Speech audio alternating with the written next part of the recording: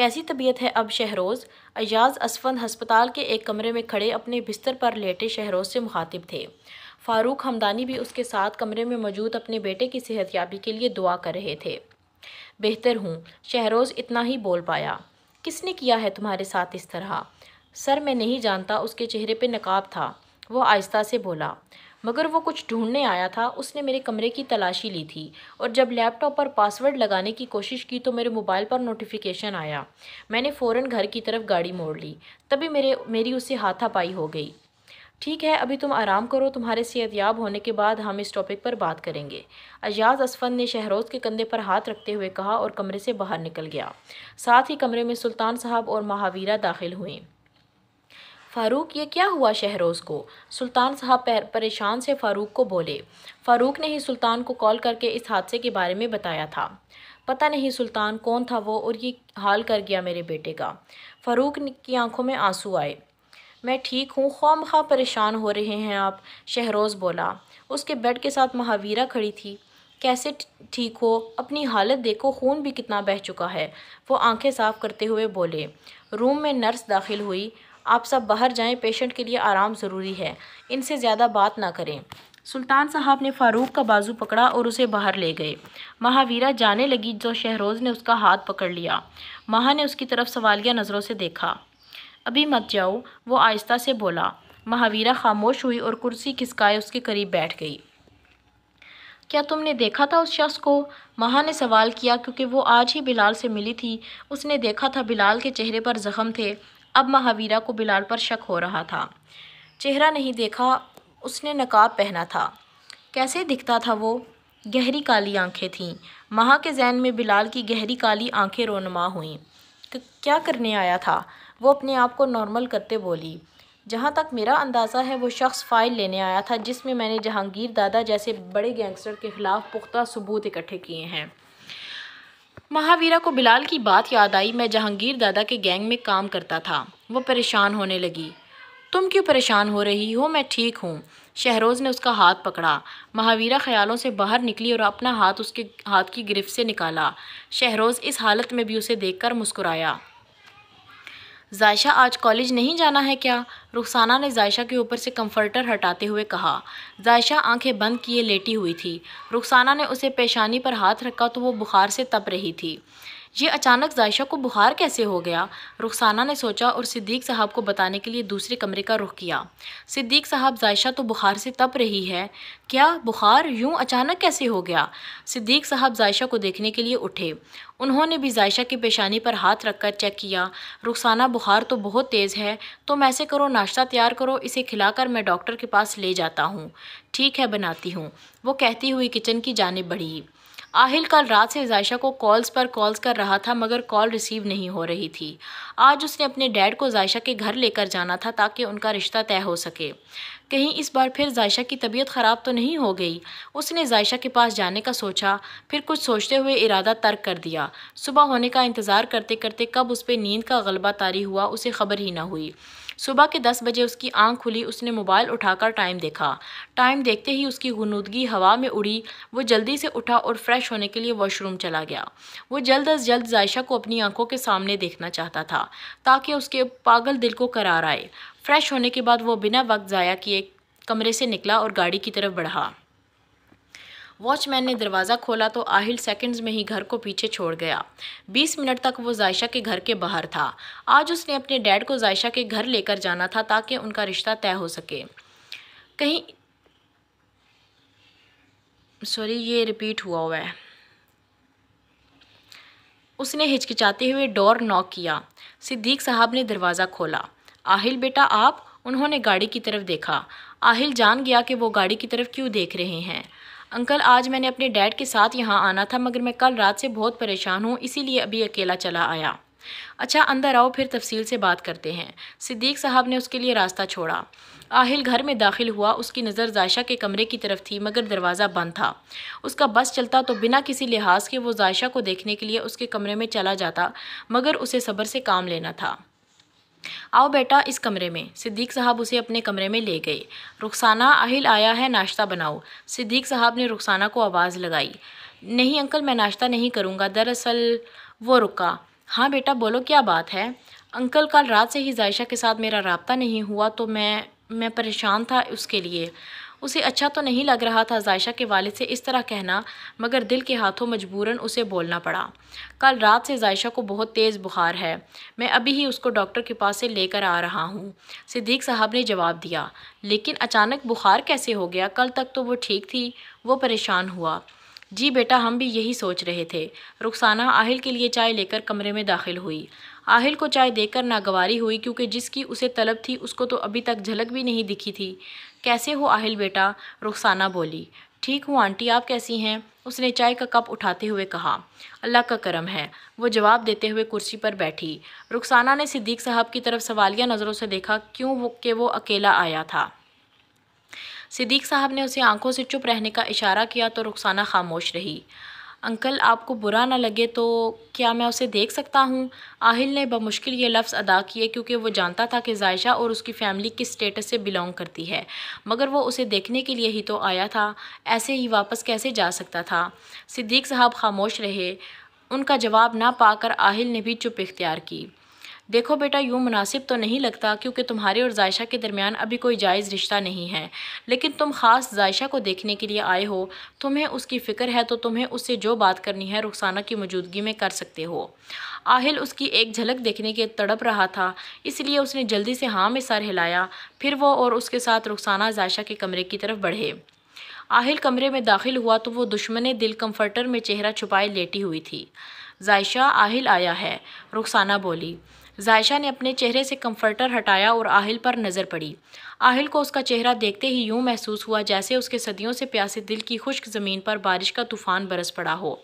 ادھر عائشہ نے اس کی طرف دیکھا تو اس کا دل چیخ اٹھا، جیسے چیخ چیخ کر کہہ رہا ہو، کیوں اس بے جان دل میں جان ڈال کر تم جان کے قاتل بھی خود ہی بن گئے؟ اس کی نظریں ایسی تھی کہ آہل کو بے چینی محسوس ہونے لگی۔ امی میری طبیعت نہیں ٹھیک، مجھے آرام کرنا ہے، وہ بولی تو آہل حیرت زدہ اسے دیکھتا ہی رہ گیا۔ رخسانہ اس کے بے رخ رویے سے حیران تو ہوئی مگر آہل کی موجودگی میں کچھ کہا نہیں۔ کتنا تڑپ رہا تھا وہ اسے دیکھنے کے لیے، مگر اس کے ایسے رویے نے آہل کا دل چیر کر رکھ دیا۔ اسے پہلی بار اپنے دل میں تکلیف محسوس ہوئی۔ عائشہ میں تم سے… امی میں نے کہا نا مجھے کسی سے بات نہیں کرنی، اس نے آہل کی بات پوری ہونے سے پہلے ہی اپنا فیصلہ سنایا۔ آہل پریشان ہوا، کیوں کر رہی ہے وہ اس کے ساتھ اس طرح؟ کیا وجہ ہے آخر؟ رخسانہ نے سوالیہ نظروں سے آہل کی طرف دیکھا جیسے اسے جانے کا کہہ رہی ہو۔ ٹھیک ہے آنٹی میں اب چلتا ہوں، عائشہ کے صحت یاب ہوتے ہی اپنی فیملی کو لاؤں گا، مجھے انفارم کر دیجیے گا۔ آہل دکھتے دل کے ساتھ کمرے سے نکلا اور گھر کا دروازہ پار کرتے ہوئے اپنی گاڑی میں بیٹھ گیا۔ پہلی بار وہ محسوس کر رہا تھا دل میں اٹھتی ٹیسوں کو۔ وہ تو ہنسا کرتا تھا عاشقوں کے حال دیکھ کر، مگر آج وہ خود ایک عاشق بن کر رہ گیا تھا، یا یوں کہنا مناسب رہے گا ایک ناکام عاشق۔ مہاویرا ہسپتال سے نکل کر بلال کے پاس جانے کا ارادہ کیا۔ اس نے آج بلال سے پوچھنا تھا کیا وہ کل رات شہروز کے گھر گیا تھا؟ کیا اس نے اتنی بے دردی سے شہروز کو مارا تھا؟ شہروز کہتا ہے بلال قاتل ہے، تم کہتے ہو کہ الزامات ہیں، تو پھر شہروز سے تمہاری کیا دشمنی نکل آئی؟ اگر تم سچے ہو تو جھوٹا کون ہے؟ اس نے آج سبھی سوالوں کے جواب اس سے لینے تھے۔ وہ بلال کے کمرے میں آئی تو وہ اسے دیکھ کر مسکرایا۔ مہا اپنی جگہ پر کھڑی رہی۔ وہ چلتا ہوا اس کے قریب آیا اور اس کی کمر کے گرد بازوؤں سے باڑ کی۔ کیسی ہو مائی وائف؟ وہ اس کے کندھے پر اپنی ٹھوڑی رکھے ہوئے بولا۔ ٹھیک ہوں۔ مہا کا چہرہ بلال کے کاندھے سے چھپ رہا تھا۔ بہت مس کرتا ہوں تمہیں جب نہیں ہوتی، اس نے مہاویرا کے کان کی لو کو دانتوں سے ہلکا سا کاٹتے ہوئے کہا۔ اب تو آ گئی ہوں نا، وہ پریشان سی بولی۔ آج رات میرے پاس رہو، اس نے مہا کے رخسار پر ہونٹ رکھے۔ مہاویرا نے درد سے آنکھیں بند کیں۔ وہ جو اس کا سکون تھا اب اسے بے سکون کیوں کرنے لگا تھا؟ مہا خاموش رہی۔ بلال نے اس کی کمر میں گرفت کو سخت کیا۔ بولو مائی وائف۔ مہا کی طرف سے پھر خاموشی تھی۔ بولو جان، اس نے پھر سے التجا کی۔ بلال تم… وہ ابھی اتنا ہی بولی جب بلال نے اس کے باقی لفظوں کو پی لیا۔ مہاویرا کو سکون تھا، وہ اس کا شوہر تھا، کتنی محبت کرنے لگی تھی وہ اس سے۔ وہ کیا سوچ کر آئی تھی کہ بلال سے 100 سوال کرے گی، مگر اس کی ذرا سی قربت نے اس کا دل پگھلا دیا تھا۔ اس کا دل خود غرض ہوا اور بول اٹھا، بھاڑ میں جائے دنیا اور دنیا والوں کی باتیں، تم میرے ہو بلال اور میں تمہاری مہاویرا۔ مجھے تم سے عشق ہو گیا ہے، تم جیسے بھی مجھے قبول ہو، ہر حال میں ہو۔ ماہا نے اس کی گردن میں ہاتھ ڈالے اور اس کے لمس کو محسوس کرنے لگی۔ بلال نے اسے بازوؤں میں بھرا اور بیڈ کی طرف چلنے لگا۔ اس نے ابھی بھی ماہا کے ہونٹوں کو آزاد نہیں کیا تھا۔ ماہا کو لٹا کر وہ اس پر حاوی ہوا اور اس کے پور پور پر اپنے ہونٹوں کی مہر لگاتا گیا۔ آج 3 دن ہو چکے تھے، نہ تو ظائشہ آہل کی کسی کال یا میسج کا جواب دے رہی تھی اور نہ ہی وہ کالج جا رہی تھی۔ وہ روز اس کے راستے میں کھڑا ہوتا کہ وہ کالج کے لیے آئے گی اور وہ اس سے اس کی بے رخی کی وجہ پوچھ سکے گا۔ آہل کا پل پل کانٹوں پہ گزر رہا تھا، صرف وہی جانتا تھا اپنے دل کی تکلیف کو۔ آج آہل کو چوتھا دن تھا، وہ آج بھی اس کے راستے میں گاڑی لیے کھڑا تھا۔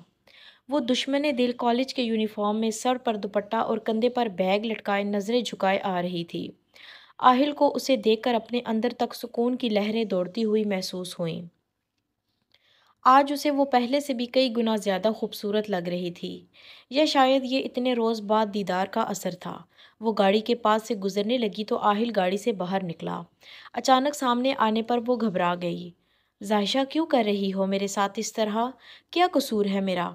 وہ پریشان سا بولا۔ کچھ نہیں کر رہی میں آپ کے ساتھ، راستہ دیں، میں نے کالج جانا ہے، وہ سرد لہجے میں بولی۔ نہیں جانے دوں گا تمہیں کہیں بھی، ترس گیا ہوں تمہیں جی بھر کے دیکھنے کے لیے، تم سے بات کرنے کے لیے، اب اتنی آسانی سے کیسے جانے دوں؟ آہل کے لہجے سے دکھ عیاں ہونے لگا۔ لیکن میرے پاس آپ کے ساتھ گزارنے کے لیے فضول وقت نہیں ہے۔ اس بار ظائشہ کے لہجے میں غصہ تھا۔ آہل نے اس کی ایک نہ سنتے ہوئے اسے بازوؤں میں اٹھا لیا۔ یہ کیا کر رہے ہو گھٹیا انسان، اتارو مجھے نیچے، وہ چیخ کر بولی، مگر آہل پر کوئی اثر نہ ہوا۔ اس نے ظائشہ کو گاڑی میں بٹھا کر لاک کیا اور خود ڈرائیو سیٹ پر بیٹھ گیا۔ کہاں لے کر جا رہے ہو؟ مجھے کہیں نہیں جانا تمہارے ساتھ، وہ پھر سے چلائی۔ آہل نے گاڑی سٹارٹ کی اور بغیر کچھ بولے ڈرائیو کرنے لگا۔ تم سن رہے ہو میں کیا کہہ رہی ہوں؟ مجھے تمہارے ساتھ کہیں نہیں جانا، گاڑی روکو اور مجھے جانے دو۔ آہل کی طرف سے مکمل خاموشی تھی، مگر اس کے دل میں ایک طوفان برپا تھا۔ کتنا تکلیف دہ تھا اس کے لیے ظائشہ کا یہ رویہ، مگر وہ اس سے بے خبر تھی۔ روکو گاڑی گھٹیا انسان، ظائشہ نے اس کے کندھے پر مکے برسانے شروع کیے۔ آہل نے گاڑی کی سپیڈ بڑھا دی۔ اب ظائشہ کو ڈر لگنے لگا تھا، اب وہ اپنا چہرہ ہاتھوں میں چھپائے چیخنے لگی، مگر آہل کی طرف سے کوئی رد عمل نہیں ہوا۔ کچھ ہی پل میں گاڑی اس کے پرسنل ہاؤس کے باہر تھی۔ وہ نکلا اور گیٹ کا لاک کھول کر گیٹ کھولا۔ دوبارہ سے گاڑی میں بیٹھ کر گاڑی اندر پارک کی۔ اس نے ظائشہ کی طرف درد بھری نظروں سے دیکھا، مگر وہ ابھی تک چہرہ ہاتھوں میں چھپائے رونے میں مصروف تھی۔ آہل نے باہر نکل کر گیٹ بند کیا اور ظائشہ کی طرف سے گاڑی کا دروازہ کھولا۔ وہ بنا کچھ کہے اس کے باہر آنے کا انتظار کرنے لگا۔ 1 منٹ تک جب وہ اپنی جگہ سے نہیں ہلی تو آہل نے اس کو بازو سے پکڑ کر باہر نکالا اور کمرے کی طرف لے جانے لگا۔ ظائشہ کے رونے کی دھیمی دھیمی سسکیاں اس کے کانوں کو چیر رہی تھیں۔ وہ کمرے میں آیا اور اسے بیڈ پر بٹھایا اور خود اس کے مقابل بیٹھا۔ مہاویرا آج پھر گھر یونی کا کہہ کر بلال کے پاس آئی تھی۔ اب اس کے لیے بلال کے بغیر رہنا دن بدن ناممکن سا ہوتا جا رہا تھا۔ وہ کمرے میں داخل ہو کر بیڈ پر بیٹھ گئی۔ واش روم سے پانی گرنے کی آواز آ رہی تھی۔ ماہا بیٹھی بلال کے باہر آنے کا انتظار کرنے لگی۔ بلال باہر آیا تو وہ شرٹ لیس تھا۔ اس کے ماتھے پہ گرتے سیاہ لمبے بال اس کی آنکھوں کو چھو رہے تھے، سفید نکھرا ہوا چہرہ، بھیگے سرخ ہونٹ۔ مہاویرا نے اس کی طرف دیکھا تو نظر ہٹانا بھول گئی۔ وہ اسے پہلے سے بھی زیادہ خوبصورت لگ رہا تھا۔ گڈ مارننگ مائی وائف، آج تو صبح ہی صبح دیدار کروا دیا، وہ مسکراتا ہوا بولا۔ مہاویرا بھی جواب میں ایک طرف مسکرائی اور اس کی طرف قدم بڑھاتی اس کے سینے سے لگ گئی۔ بلال نے بھی اس کے گرد بازوؤں سے باڑ کی۔ مہاویرا بلال کے جسم سے آتی خوشبو اپنی سانسوں میں اتار رہی تھی۔ خیر تو ہے وائف، بڑا پیار دکھایا جا رہا ہے،